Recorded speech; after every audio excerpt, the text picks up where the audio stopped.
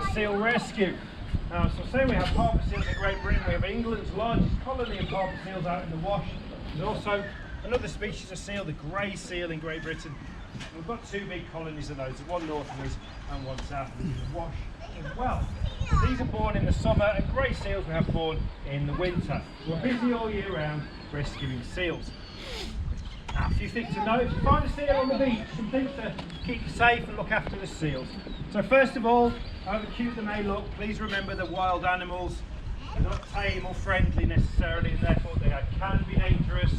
The babies have got the jaw strength of a large dog with much sharper teeth in their mouths, so they can give you a nasty bite. The mouths are full of bacteria, so a bite can get infected. A seal infection is really nasty. Final stage before we release them, so they've got room to swim around and eat a lot of fish.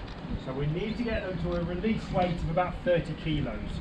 Why do we use 30 kilos? Well, in the wild, if the mums are feeding them on their milk, they'll do that for 3 or 4 weeks, and they would go from maybe 8 to 10 kilos up to about 30 kilos in body weight. So they've got enough blubber to stay warm in the sea.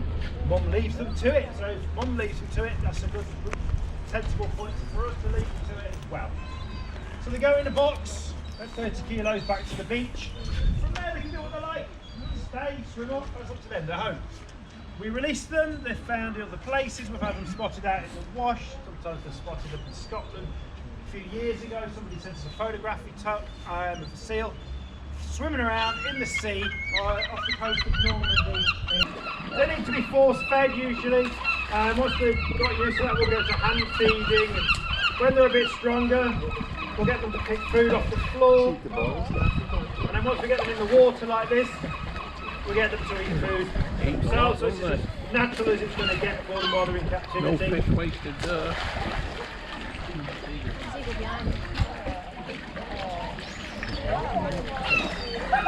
Oh my God! Wow. Wait, now he ate it all, I know.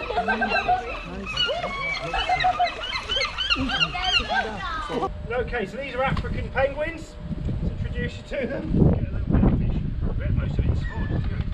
Okay, about those Pip, who's 32, Popcorn's 9, Petra's 27, Pebbles is 11.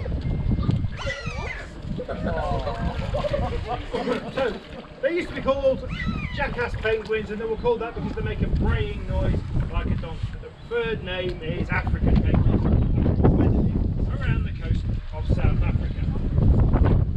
Unfortunately, they are an endangered species in the wild, and this has come around very recently. Just the last 30 years, we've lost 65% of the wild population, so well over half of them have gone.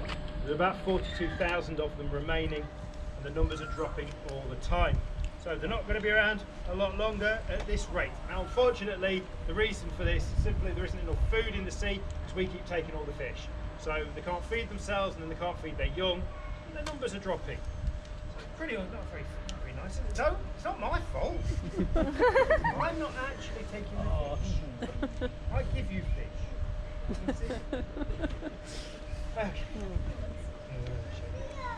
So, here we go. So as penguins go, these are not the smallest ones. The smallest ones are the little blues, a little smaller than Petra. Petra's quite a little African penguin. These guys grow to 60, maybe 70 centimetres. Go over there. Go over there. Bite my hand. Go over there. Petra's on the floor.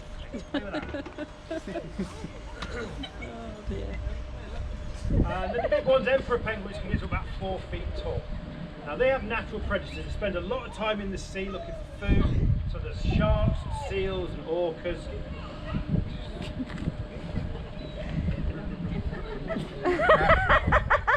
They're being weird today. I'm going to stand here like I did earlier. Completely foxy.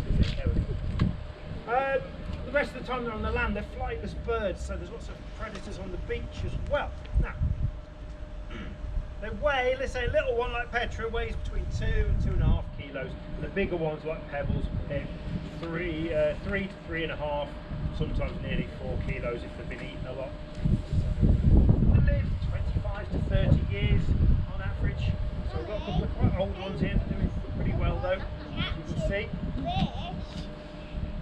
Now, they're Very fast swimmers, a little faster than harbour seals. In open water, about 15 miles an hour. They need to be able to do that to catch their food and to evade their predators. So, one of the reasons they can do this is because of their feathers. Their feathers do a couple of amazing things. Firstly, they can trap air under their feathers, and it creates a sort of jacket, a kind of force field of air around them that makes them much more streamlined, produces less drag, so they can swim a little bit faster. You're going in. All right. Everyone's here to see you. You've got it. And then the second thing they're doing, this patterning, it's a form of camouflage we call counter shading, and it's very good at making them difficult to see when they're swimming around. Now, Oh wow.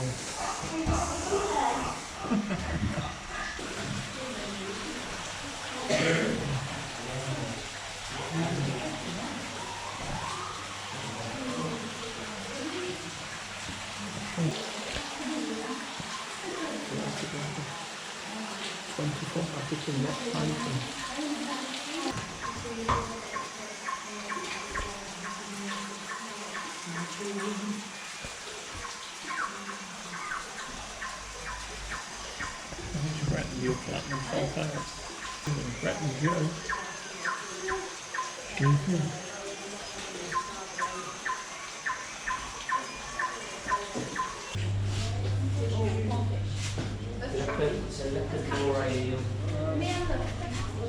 He'll bite you.